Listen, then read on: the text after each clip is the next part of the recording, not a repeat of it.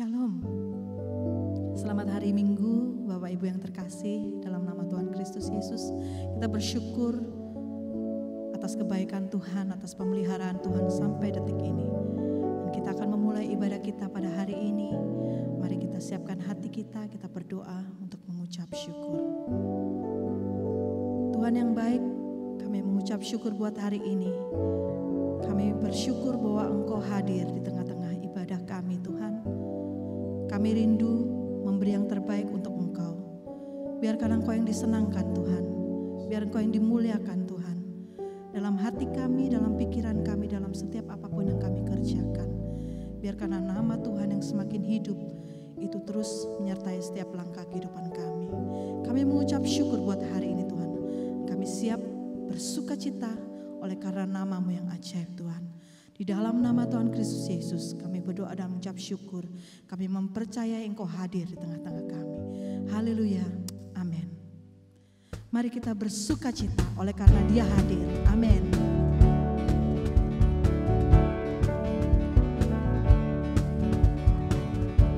Yes Lord, we give you praise and honor, Lord.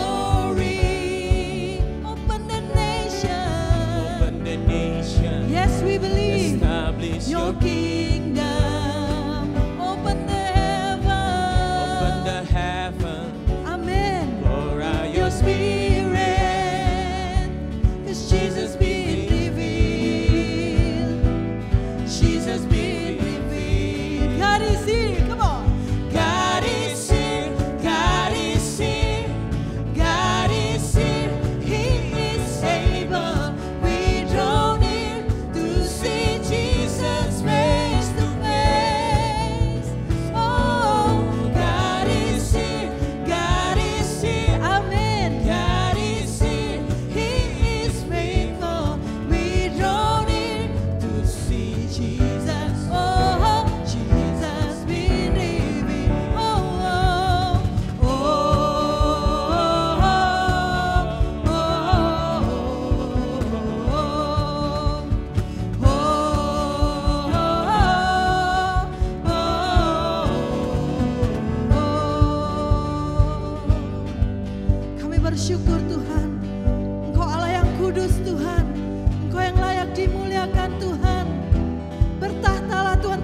pujian kami. And we sing holy, holy, we cry holy, hallelujah, God is here. Amen, we sing holy, holy, we cry holy, hallelujah, God is here. Holy, holy, amen. Holy, we cry holy, hallelujah, God is here. Holy, we cry holy, hallelujah, God is here. Yang percaya katakan, come on. God is here, God is here, God is here, He is able. We draw near to see Jesus face to face. Oh, God is here, God is here, God is here, He is faithful. We draw near to see Jesus. Oh, Jesus been revealed. Sing, oh,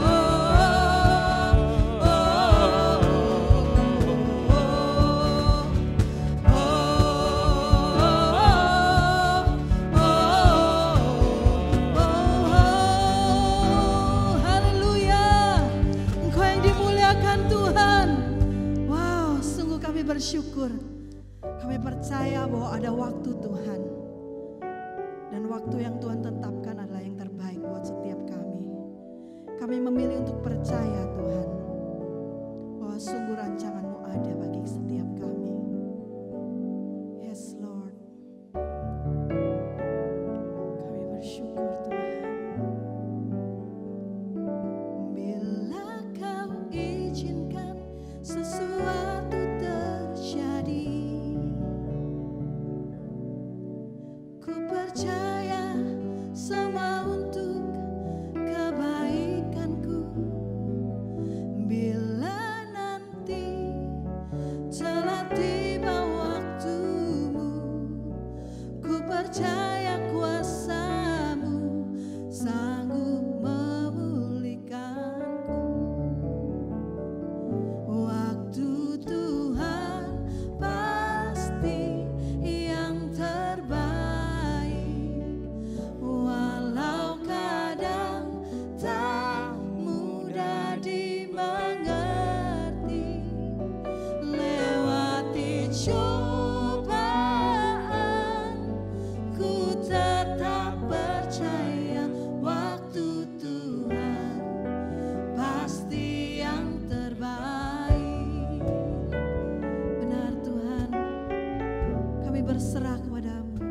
Bila Kau izinkan sesuatu terjadi, ku percaya semua untuk kebaikanku. Bila nanti telah tiba waktumu, ku percaya kuasa-Mu memulihkan hidupku. Waktu Tuhan pasti yang terbaik, walau kadang tak mudah dimengerti. Benar, lewati cobaan, ku tetap percaya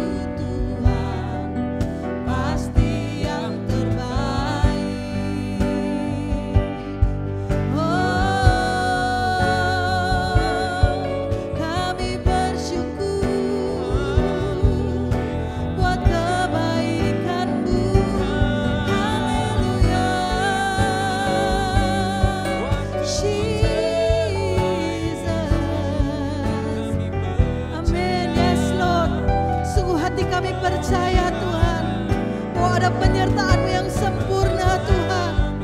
We worship You, Jesus. Kami membutuhkan kuasa-Mu Tuhan. Kami percaya kuasa-Mu tersedia bagi setiap kami yang meminta Tuhan. Sungguh kuasa-Mu nyata Tuhan di tengah-tengah kami Tuhan. Haleluya.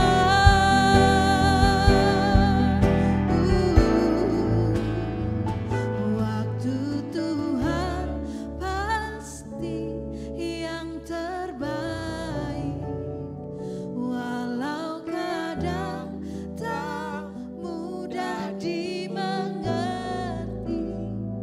Lewati cobaan, ku tetap percaya waktu Tuhan pasti yang terbaik. Waktu Tuhan pasti yang terbaik, walau kadang tak mudah dimengerti. Amin. Lewati cobaan, ku tetap percaya Tuhan. Amin. Waktu Tuhan pasti yang terbaik. Waktu Tuhan pasti yang terbaik, walau kadang tak mudah dimengerti. Lewati cobaan,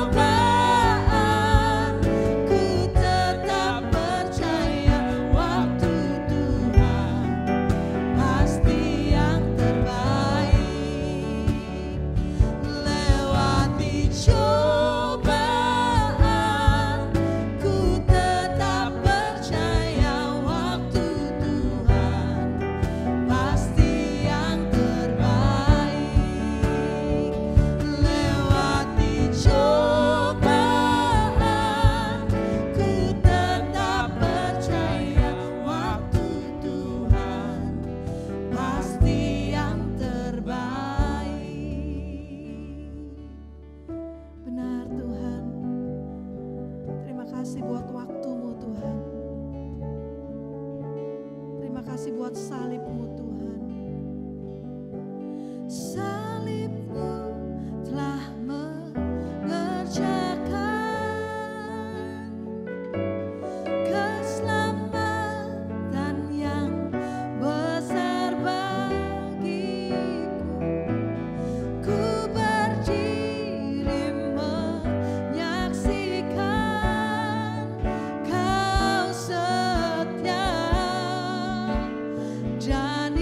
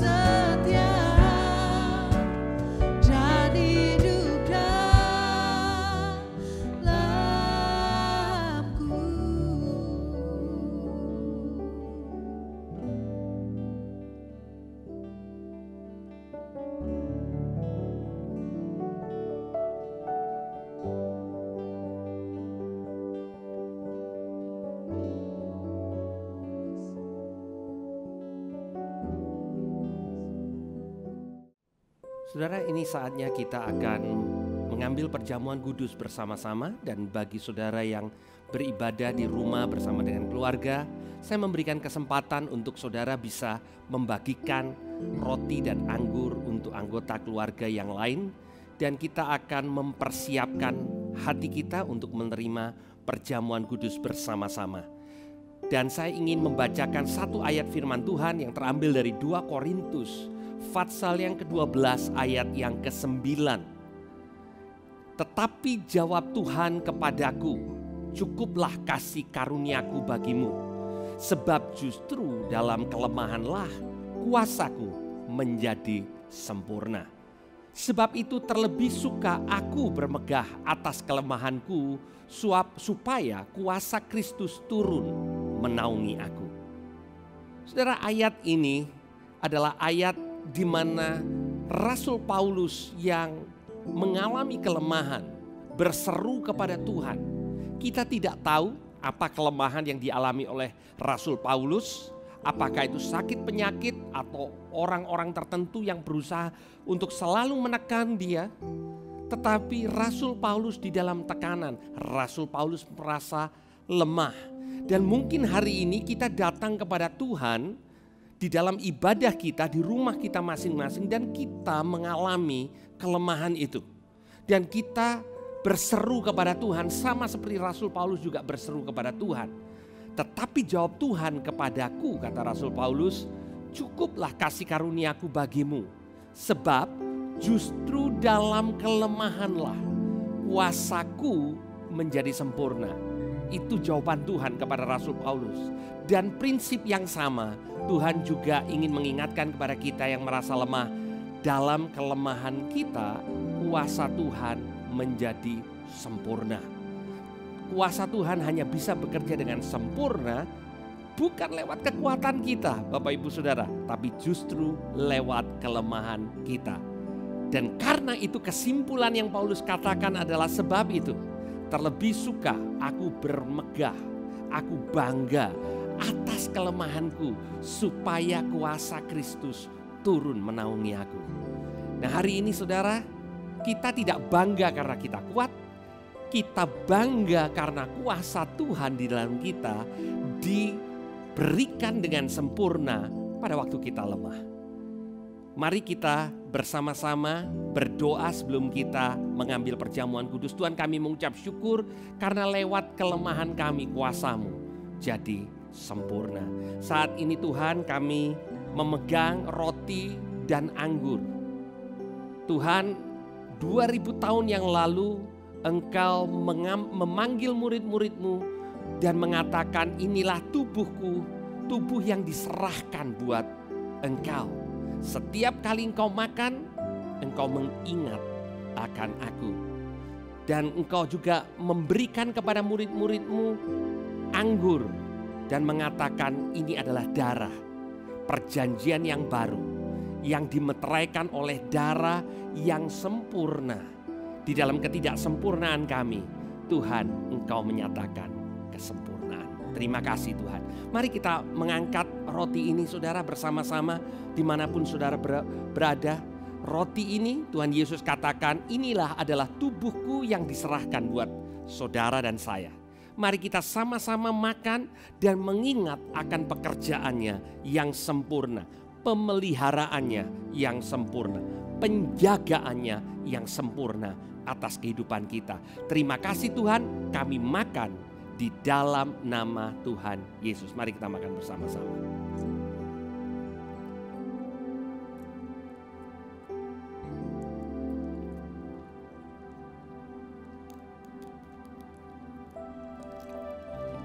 Mari kita mengangkat anggur ini. Tuhan Yesus mengatakan kepada murid-muridnya, inilah adalah darahku. Tuhan Yesus membagikan cawan dan dia katakan ini cawan dari perjanjian yang baru, dimeteraikan oleh darah. Saudara, hari ini setiap dokumen ada meterainya. Meterai negara Republik Indonesia yang membuat dokumen itu menjadi sah. Perjanjian yang Tuhan buat dengan saudara dan saya sah, tidak bisa batal karena dimeteraikan oleh darah yang sempurna, yaitu darah Tuhan Yesus. Dan bagian daripada perjanjiannya adalah Dia memberikan kasih karunia-Nya di dalam hidup kita. Dan di dalam kelemahan kita kuasanya jadi sempurna. Tuhan terima kasih, kami menerima cawan perjanjian yang baru yang sudah dimeteraikan oleh darah-Mu di dalam nama Tuhan Yesus. Mari kita minum bersama-sama.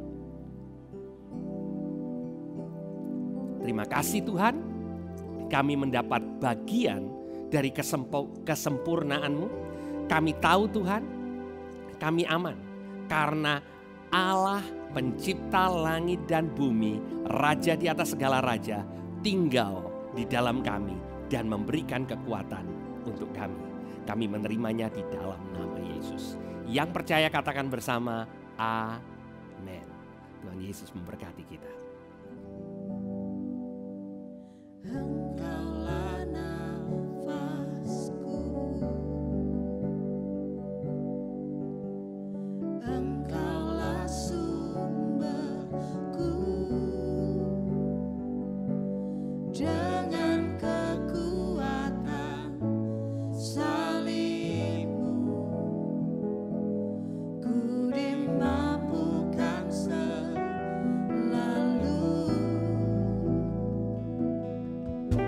Semua perkaraku, semua harapanku, amin Tuhan, ku bawa kepada salib-Mu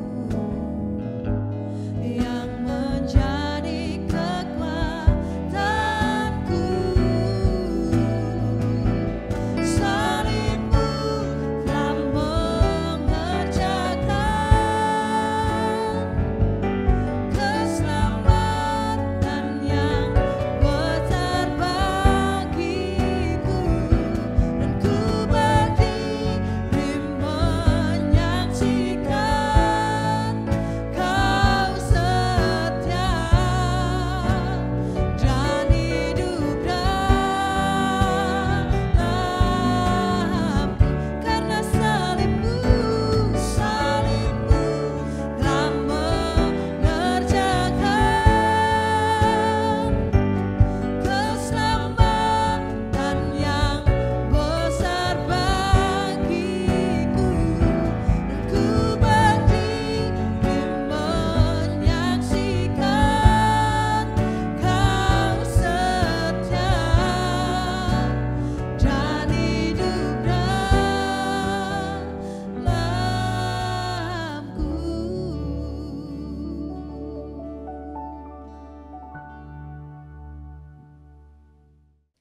Jemaat yang dikasihi Tuhan, saat ini kita akan membawa persembahan kepada Tuhan. Dan saya akan membacakan firman Tuhan dari 1 Tawarikh pasal 29 ayat 11 dan 12. Demikian firman Tuhan. Ya Tuhan, punyamulah kebesaran dan kejayaan, kehormatan, kemasyuran, dan keagungan.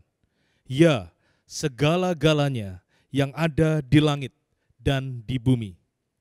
Ya Tuhan, punyamulah kerajaan, dan Engkau yang tertinggi itu melebihi segala-galanya sebagai kepala.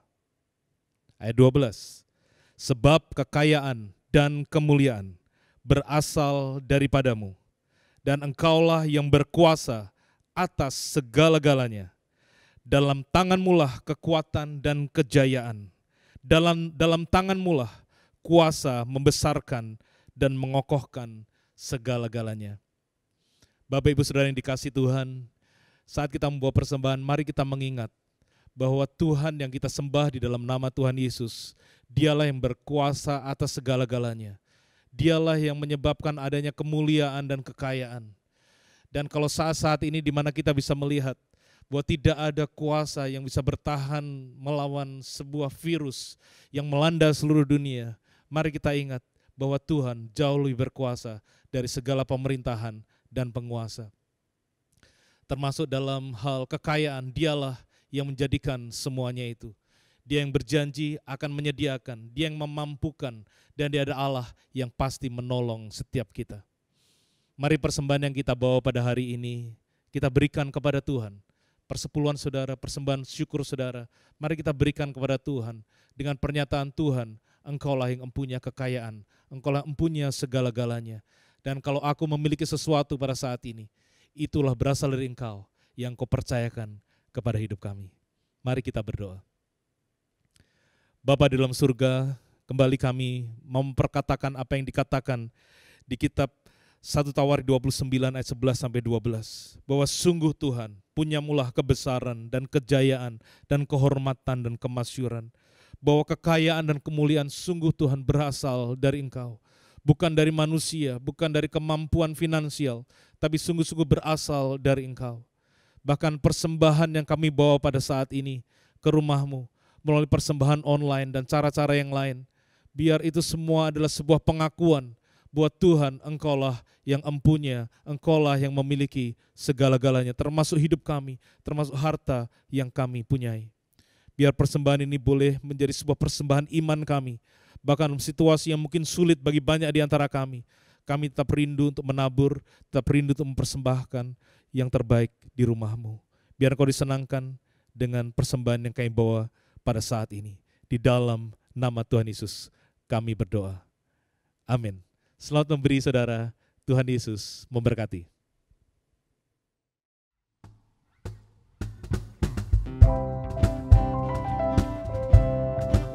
Haleluya. We give you praise, Lord.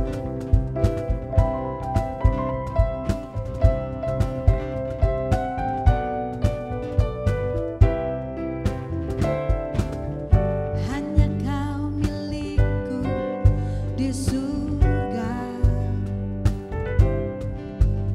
Tiada yang ku ingini di bumi, hanya Kau.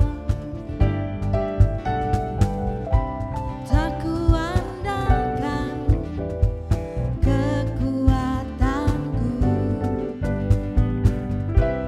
namun yang pasti Kau tetap selamanya Allah sumber kuatku, Allah sumber kuatku, Allah sumber kuatku dan bagianku selamanya.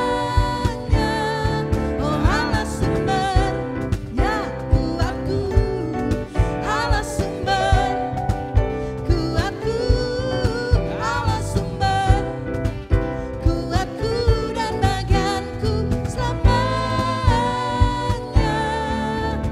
selamanya. Wow, kami bersyukur Tuhan.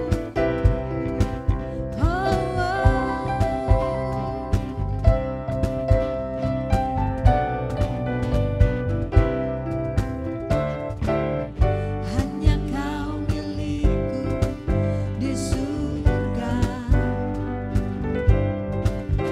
Tiada yang ku ingini di bumi, hanya Kau.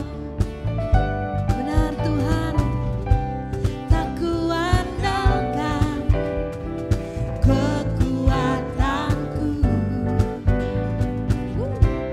namun yang pasti Kau tetap selamanya Allah sumber kuatku, Allah sumber kuatku, Allah sumber ya kuatku dan bagianku selamanya.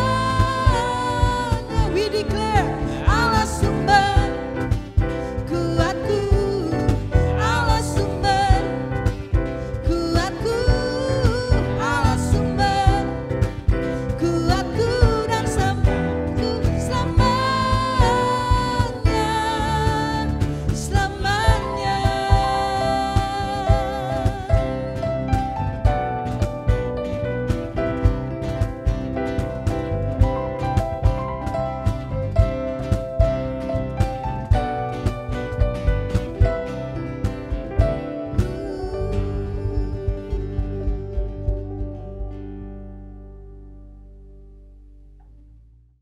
Selamat pagi, jemaat Evination yang kasih Tuhan. dan juga teman-teman yang lain yang bergabung bersama-sama dengan kami pada pagi hari ini. Dan hari ini saya melanjutkan membagikan kebenaran firman Tuhan yang saya berikan tema melihat kesempatan di dalam tantangan. Minggu lalu kita belajar lewat kehidupan 12 pengintai bangsa Israel yang diminta oleh Musa untuk masuk ke tanah perjanjian. 40 hari 40 malam mereka mengintai dengan tujuan mencari tahu keadaan tanah perjanjian itu. Mereka pulang dan melihat fakta yang sama, luar biasa apa yang Tuhan janjikan di tanah perjanjian, dengan satu masalah, bahwa mereka datang dan 10 di antara mereka mengatakan kami tidak sanggup untuk menduduki tanah perjanjian. Hanya 2 orang, hanya Joshua dan Kaleb yang melihat fakta tetapi fokus kepada janji Tuhan. Melihat kesempatan yang Tuhan berikan sekalipun dalam tantangan yang besar. Nah saudara, di dalam waktu-waktu seperti ini, kadang kita begitu fokus melihat kepada tantangan, kita lupa bahwa Tuhan tidak pernah mengingkari janjinya. Janjinya tetap ya dan amin. Dia tidak pernah berubah hanya karena keadaan berubah. Hanya karena keadaan semakin buruk tidak membuat janji Tuhan tidak sanggup untuk digenapi di dalam kehidupan kita. Jadi minggu ini kita tetap meneruskan untuk melihat kesempatan di dalam tantangan, dan kita akan belajar dari kehidupan seorang hamba Tuhan yang bernama Elia. Elia dipanggil Tuhan dengan cara yang luar biasa. Elia ini adalah seorang nabi Tuhan yang luar biasa saudara. Dia punya pekerjaan yang Tuhan berikan, percayakan kepada dia secara luar biasa. Tetapi di dalam dia menyikapi kehidupannya setiap hari, ada masalah dalam kehidupannya. Dan mari kita melihat bagaimana Tuhan tetap memberikan kesempatan kepada Elia, kepada saudara dan saya melewati tantangan yang ada dalam kehidupan kita. Saya ingin mengajak saudara untuk membaca bersama-sama di dalam 1 Raja-Raja Fatsal 19 mulai dari ayat yang pertama. Dikatakan raja-raja ketika Ahab memberitahukan kepada Isabel segala yang dilakukan Elia dan perihal Elia membunuh semua nabi-nabi itu dengan pedang, maka Isabel menyuruh seorang utusan mengatakan kepada Elia, beginilah kiranya para Allah menghukum aku, bahkan lebih daripada itu, jika besok kira-kira pada waktu ini aku tidak membuat nyawamu sama seperti nyawa salah seorang dari mereka itu. Saya ingin memberikan backgroundnya kepada saudara. Pada waktu itu Raja Israel adalah Ahab. Ahab ini adalah raja yang jahat. Waktu itu Israel terbelah menjadi 2. Sebelah utara adalah kerajaan Israel, yang sebelah selatan adalah kerajaan Yehuda.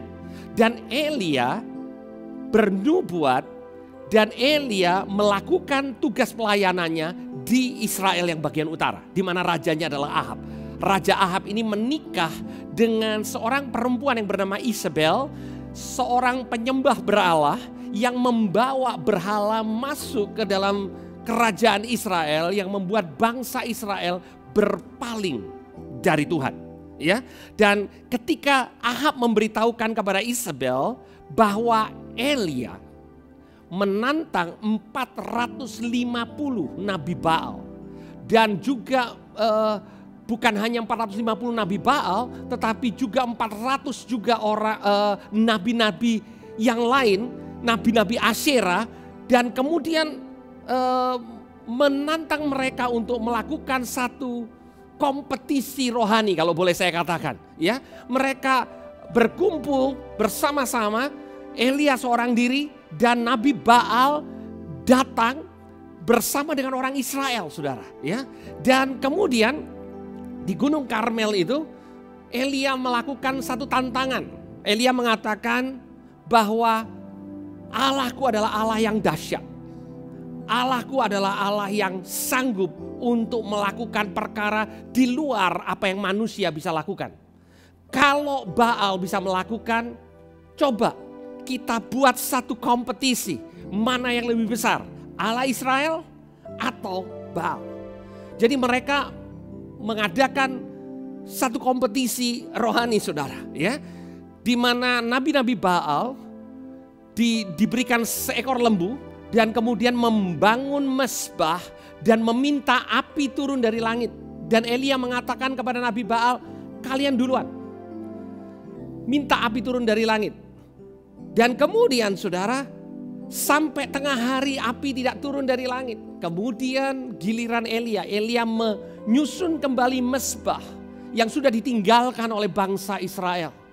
Dan kemudian Elia memotong lembu itu dan menaruhnya di atas mezbah, membuat parit diisi air, saudara, dan minta api turun dari surga, dan Tuhan melawat dengan dahsyat, saudara. Dan kemudian Elia mengatakan kepada seluruh bangsa Israel yang hadir pada waktu itu, engkau ingin melayani Tuhan atau Baal? Dan pada hari itu 450 orang nabi Baal dibunuh oleh Elia. 450. Elia menantang nabi-nabi Baal. Saudara tahu bahwa Baal adalah dewa yang menurunkan hujan. Itu sebabnya pada waktu Elia pertama kali muncul dalam pelayanannya, dia mengatakan kepada Ahab, sampai aku katakan kembali, hujan tidak akan turun di Israel. Dan benar saudara, hujan tidak turun di Israel. Karena apa yang Tuhan katakan lewat Elia. Elia dipakai Tuhan oleh Tuhan dengan cara yang luar biasa. Elia adalah salah satu nabi yang terbesar yang pernah tinggal dan melayani di Israel. Itu adalah background, latar belakang daripada cerita kita, ya. Elia bisa menghentikan hujan tidak turun, dan kemudian Elia berkompetisi dengan nabi-nabi Baal, dan Elia menunjukkan bahwa kuasa Tuhan begitu hebat. Bukan hanya itu saudara, Elia bahkan bisa mengejar kereta Ahab, ya. Jadi kalau saudara mau tahu siapa orang yang dicatat di Alkitab yang punya kemampuan berlari yang paling cepat, namanya Elia, saudara. Elia lebih cepat larinya dari Usain Bolt.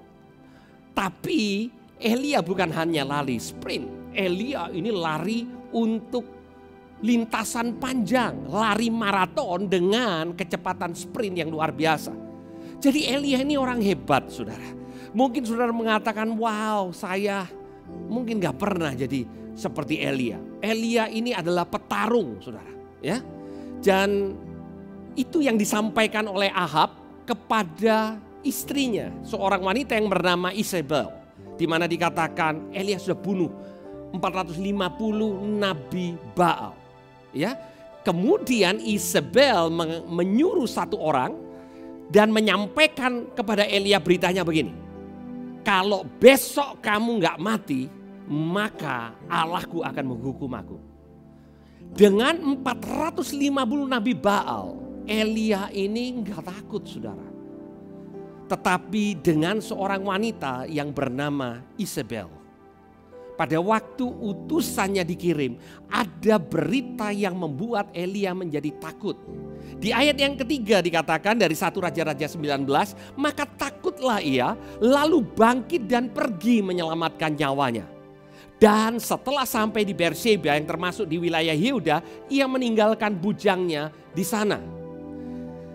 Nah, di ayat yang keempat dikatakan, tetapi ia sendiri masuk ke padang gurun sehari perjalanan jauhnya, lalu duduk di bawah sebuah pohon arar. Kemudian ia ingin mati, katanya, cukuplah itu. Sekarang ya Tuhan, ambillah nyawaku, sebab aku ini tidak lebih baik dari nenek moyangku. Saudara, coba saudara bayangkan, seorang nabi Tuhan yang hebat, ya, yang punya keberanian yang luar biasa, punya stamina yang luar biasa, dan punya dedikasi yang luar biasa. Ini orang hebat, saudara. Tetapi pada waktu dia menjadi lelah, pada waktu dia merasa terancam, yang dia katakan sesuatu yang sepertinya bertolak belakang dari apa yang kita kenal dari seorang yang begitu tangguh seperti Elia. Dia mengatakan dia ingin mati, cukup katanya. Tuhan ambil nyawaku sebab aku ini nggak lebih baik daripada nenek moyangku. Di ayat yang kelima dikatakan sesudah itu ia berbaring dan tidur di bawah pohon arar itu. Tetapi tiba-tiba seorang malaikat menyentuh dia serta berkata kepadanya, bangunlah, makanlah. Ketika ia melihat sekitarnya, maka pada sebelah kepalanya ada roti bakar dan sebuah kendi berisi air. Lalu ia makan dan minum kemudian berbaring pula. Tetapi malaikat Tuhan datang untuk kedua kalinya dan menyentuh dia serta berkata, bangunlah, makanlah. Sebab kalau tidak perjalananmu nanti terlalu jauh bagimu. Maka bangunlah ia, makan dan minum. Dan oleh kekuatan makanan itu ia berjalan 40 hari, 40 malam lamanya sampai ke gunung Allah, yaitu Gunung Horeb. Nah saudara, di dalam kehidupan kita ini, kita bisa capek secara fisik, kita bisa capek secara mental. Apa yang dialami oleh Elia, kedua-duanya saudara. Setelah melakukan peperangan yang luar biasa, peperangan rohani yang luar biasa, ya. Nah, akhirnya Elia merasa begitu capek. Sehingga pada waktu ada ancaman berikutnya, yang mungkin bukan ancaman yang begitu besar kelihatannya, seorang wanita namanya Isabel menyuruh utusan datang kepada Elia mengatakan, kalau aku tidak berhasil bunuh engkau, maka aku yang akan dihukum oleh Allahku. Dan berita itu membuat Elia ketakutan. Dan yang pertama yang Tuhan lakukan kepada Elia, karena Elia begitu capek, Tuhan memberikan makanan jasmani saudara, ya. Wow, ini luar biasa, malaikat Tuhan diminta untuk kirim roti bakar buat Elia karena Elia capek. Dan 2 kali malaikat itu mengatakan, bangun Elia, makan. Ya.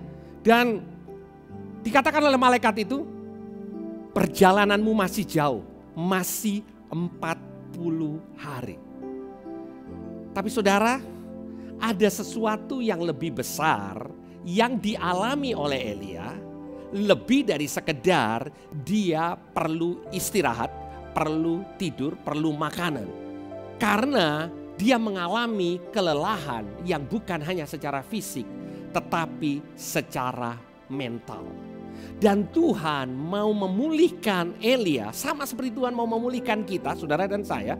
Ya, kalau hanya capek fisik, saudara, hari-hari ini Tuhan kasih kesempatan kepada kita yang mungkin over dalam pekerjaannya.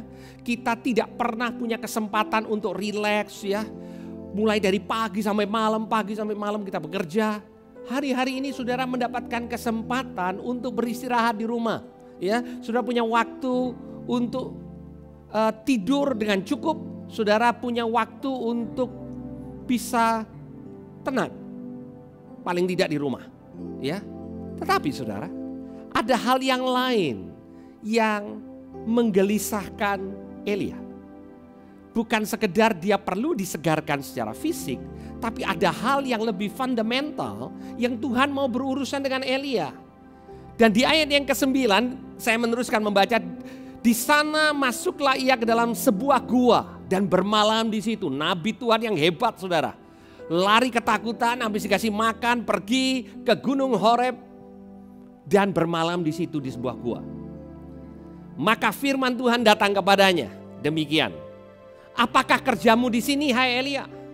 Jawabnya, aku bekerja segiat-giatnya bagi Tuhan, Allah semesta alam, karena orang Israel meninggalkan perjanjianmu, meruntuhkan mezbah-mezbahmu, dan membunuh nabi-nabimu dengan pedang. Hanya aku seorang diri yang masih hidup, dan mereka ingin mencabut nyawaku.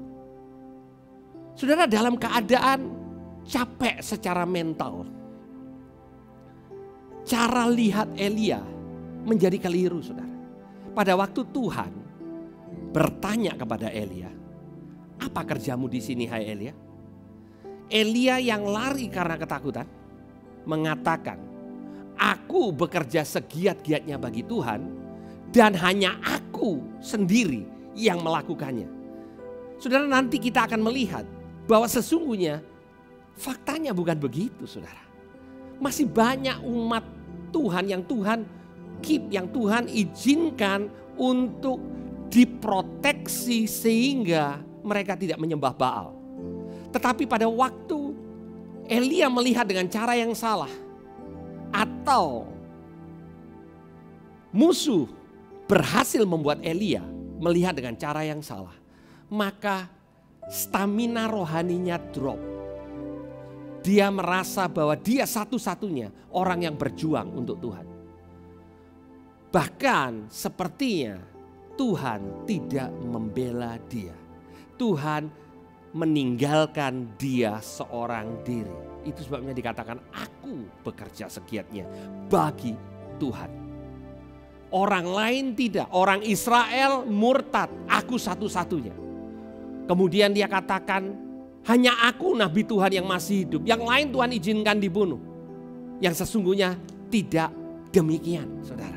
Lalu firman-Nya, keluarlah dan berdiri di atas gunung itu di hadapan Tuhan. Maka Tuhan berlalu. Angin besar dan kuat yang membelah gunung-gunung dan memecahkan bukit-bukit batu mendahului Tuhan. Tetapi tidak ada Tuhan di dalam angin itu. Dan sesudah angin itu datanglah gempa. Tetapi tidak ada Tuhan dalam gempa itu. Dan sesudah gempa itu datanglah api. Tetapi tidak ada Tuhan dalam api itu. Dan sesudah api itu datanglah bunyi angin sepoi-sepoi basah.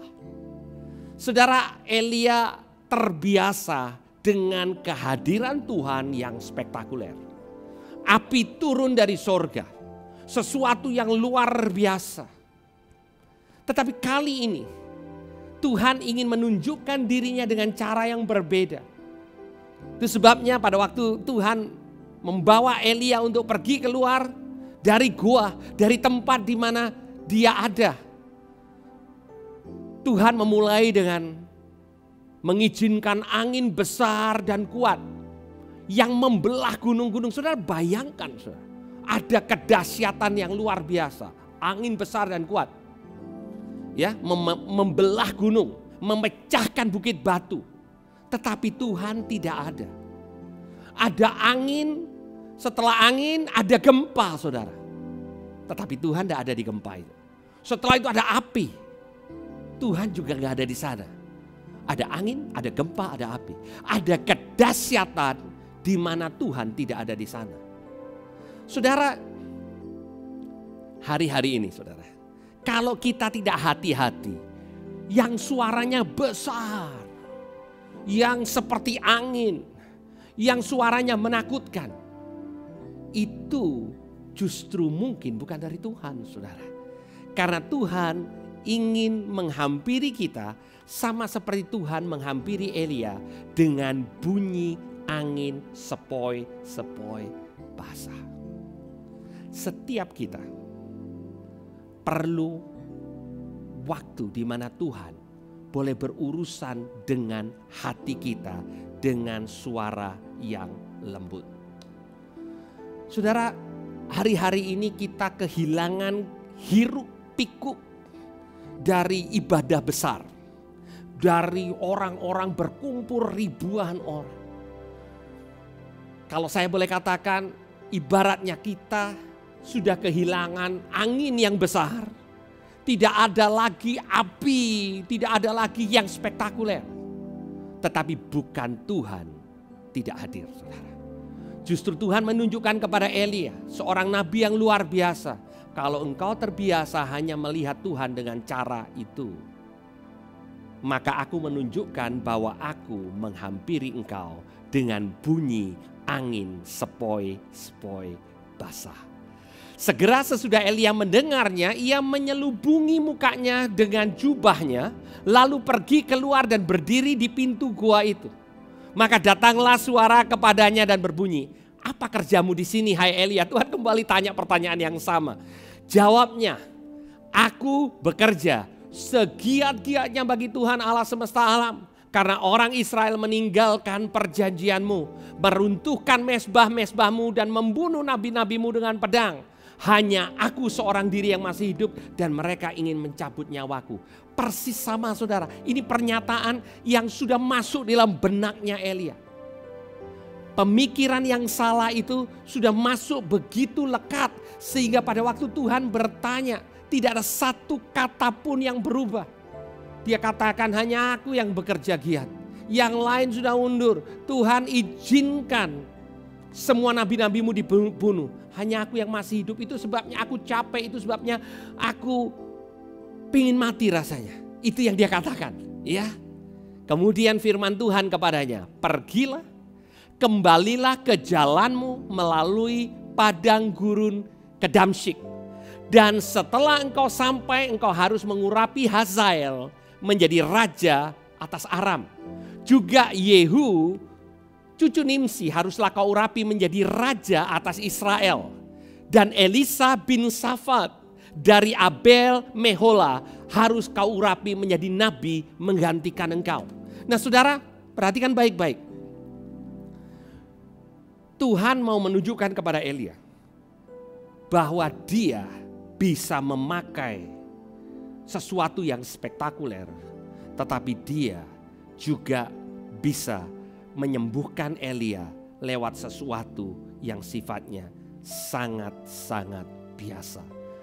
Angin yang bertiup tidak kencang, yang hanya angin sepoi-sepoi, yang Elia merasa ini sangat biasa. Tapi di dalam keadaan yang sangat biasa itu, Tuhan mulai merefresh, mulai menyegarkan Elia. Bapak Ibu Saudara, saya percaya waktu-waktu seperti ini Tuhan sedang bicara kepada kita. Ini saat di mana kita perlu mendengar Tuhan dengan cara yang bukan spektakuler. Dalam keseharian engkau di goamu, Elia mendapatkan kesegaran pada waktu dia ada di goa. Pada waktu dia sendiri dengan Tuhan. Pada waktu dia tidak disibukkan dengan jadwal pelayanan, jadwal pekerjaan, jadwal yang menyita waktunya, menyita staminanya. Pada waktu dia diam. Pada waktu dia sepertinya tidak efektif, tidak produktif. Sesungguhnya Tuhan sedang realign. Tuhan sedang membawa dia ke tujuannya yang Tuhan mau dia lakukan. Dan saudara, sepertinya kalau saudara melihat apa yang Tuhan katakan kepada Elia, ya, tidak ada sesuatu yang spektakuler saudara perintahnya. Kalau dulu saudara lihat, Tuhan perintahkan Elia untuk bicara kepada Ahab, tidak turun hujan 3 tahun. Kemudian Tuhan bicara lagi, kalau engkau katakan akan turun hujan dan hujan turun. Ya. Kemudian menantang Nabi Baal, membunuh Nabi Baal, membuat api turun dari surga. Kita mengatakan, wow, itu pelayanan besar, itu luar biasa. Tetapi pada waktu Tuhan memulihkan Elia, Tuhan katakan kepada Elia sesuatu yang sepertinya biasa, tapi itu penting saudara. Ya. Dan apa yang Tuhan katakan? Tuhan katakan ada 3 hal yang Elia perlu lakukan. Yang pertama, engkau urapi Hazael. Hazael ini raja musuh saudara. Raja Aram yang menekan Israel. Tuhan katakan engkau kembali dan engkau punya urusan dengan generasi setelah ini. Hazael diurapi jadi raja. Yehu cucu Nimsi kemudian diangkat jadi raja Israel menggantikan Ahab yang jahat. Dan kemudian mempersiapkan bahkan pengganti Elia sendiri, yaitu Elisa. Apa hebatnya saudara? Saudara katakan ini malah biasa. Tapi Tuhan seringkali mengalihkan kita yang sudah terbiasa dengan perkara-perkara yang sepertinya luar biasa. Sepertinya kita berpikir kalau ini luar biasa spektakuler itu dari Tuhan. Tetapi Tuhan mau mengajarkan kepada Elia sisi yang lain dari panggilannya. Saudara, ada waktu kita dipanggil di mana Tuhan berbisik kepada kita untuk menugaskan kita kepada panggilan kita selanjutnya. panggilan Tuhan kepada Elia, setelah dia melalui begitu banyak, Tuhan katakan, Elia, fokus. Aku mau engkau memperhatikan apa yang dilakukan setelah engkau tidak ada lagi. Siapa orang-orang yang kau perlu bangkitkan? Bapak Ibu Saudara, di dalam jemaat ini kita care, kita concern untuk siapa orang-orang yang kita mau bangkitkan, kita mau berdayakan. Saudara, kekristenan bukan melulu hanya sesuatu yang sifatnya spektakuler, besar, ibadah raya yang hebat. Tidak ada yang salah dengan ibadah raya. Bahkan saudara, saya percaya setiap saudara yang mendengar firman Tuhan hari ini, saudara berharap satu kali kita bisa kumpul di dalam kelompok yang lebih besar, kita bisa punya waktu untuk menyembah Tuhan, memuji Tuhan bersama-sama. Tapi saudara, di dalam kesendirian Elia di dalam gua, Tuhan sesungguhnya berbicara kepada Elia, dan demikian juga kepada kita. Tuhan mau kita tidak melupakan bagian yang penting. Sebenarnya yang Tuhan katakan kepada Elia, Elia, engkau punya waktu yang terbatas. Itu sebabnya pergi dan urapi, pergi dan persiapkan generasi sesudah engkau. Di ayat yang ke-17 dan 18 ini adalah ayat yang terakhir yang saya bacakan buat saudara. Dikatakan, maka siapa yang terluput dari pedang Hazael akan dibunuh oleh Yehu. Siapa yang terluput dari pedang Yehu akan dibunuh oleh Elisa. Dengan kata lain Tuhan mengatakan, Elia, persiapkan siapa orang-orang yang aku mau untuk memimpin selanjutnya. Karena mereka akan melakukan pekerjaan yang luar biasa. Kalau saudara tahu, Elisa yang diurapi oleh Elia melakukan mujizat 2 kali lipat jumlahnya daripada mujizat yang dilakukan oleh Elia. Artinya Tuhan ingin katakan, Elia ada tugas yang penting. Dan tugas itu bukan hanya sesuatu yang dilihat banyak orang. Baik apa yang dilakukan oleh Elia di puncak Gunung Karmel. Baik apa yang dilakukan dengan meminta api turun dari surga. Baik semua hal yang spektakuler, tapi jangan lupa ada perkara-perkara yang kita tetap perlu lakukan sebagai orang percaya. Mempersiapkan pemimpin-pemimpin, mempersiapkan orang-orang yang Tuhan bisa pakai. Sekalipun mungkin orang-orang itu bukan orang-orang yang namanya orang-orang yang ternama. Mungkin saudara tidak banyak yang tahu tentang Yehu Hazael. Elisa terkenal, tapi Elia nabi yang luar biasa. Tetapi Tuhan pakai generasi berikutnya untuk melakukan rencananya di dalam kehidupan kita. Ayat 18 ditutup dengan Tuhan mengatakan kepada Elia satu fakta yang Elia gak lihat. Tetapi aku, kata Tuhan, akan meninggalkan 7.000 orang di Israel. Yakni semua orang yang tidak sujud menyembah Baal dan yang mulutnya tidak mencium dia. Artinya Elia tidak pernah sendirian, saudara. Elia tidak pernah giat bekerja sendirian. Ada 7.000 orang yang lain. Tetapi pada waktu dia kecewa, pada waktu dia capek, pada waktu dia hanya melihat tantangan, dia mulai kehilangan perspektif yang benar. Dan Tuhan membawa dia dari sibuknya pelayanan, sibuknya agenda yang dia harus lakukan untuk tinggal tenang dan Tuhan tunjukkan perspektif yang benar. Saudara, sebagian saudara mungkin mengatakan, Pak, tapi saya bukan pelayan Tuhan, saya bukan orang yang terlibat banyak di dalam pelayanan yang ada dalam gereja. Setiap kita punya sisi Elia. Kita sibuk melakukan apa yang kita anggap penting. Tetapi pada masa seperti ini, Tuhan izinkan supaya kita berada di dalam goa kita masing-masing, dan Tuhan mulai mengatakan kepada kita, ini loh yang penting. Apakah engkau sudah melakukan yang penting dalam hidupmu? Sebagian orang tua, apakah engkau sudah spend waktu yang cukup dengan anak-anakmu? Apakah engkau sudah punya waktu untuk memberikan nasihat buat mereka? Sebagian dari saudara mungkin ini hubungan antara suami dan istri. Saudara, tetapi tidak ada dari antara kita yang masuk di dalam goa, masuk di dalam masa seperti ini tanpa Tuhan punya rencana, tanpa Tuhan punya sesuatu yang Tuhan mau lakukan lewat kehidupan kita. Dan saya juga ingin menguatkan saudara. Tuhan ingin memberikan perspektifnya. Ini bukan keadaan tanpa harapan. Justru Tuhan mau mengatakan bahwa ini adalah masa di mana aku mempersiapkan gerejaku untuk sesuatu yang lebih besar.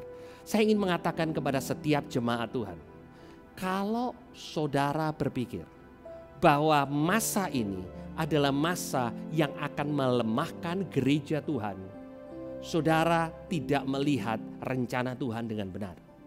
Karena ini justru saat Tuhan sedang berurusan dengan saudara dan saya, anggota dari gereja Tuhan, untuk kita punya hubungan dengan Tuhan.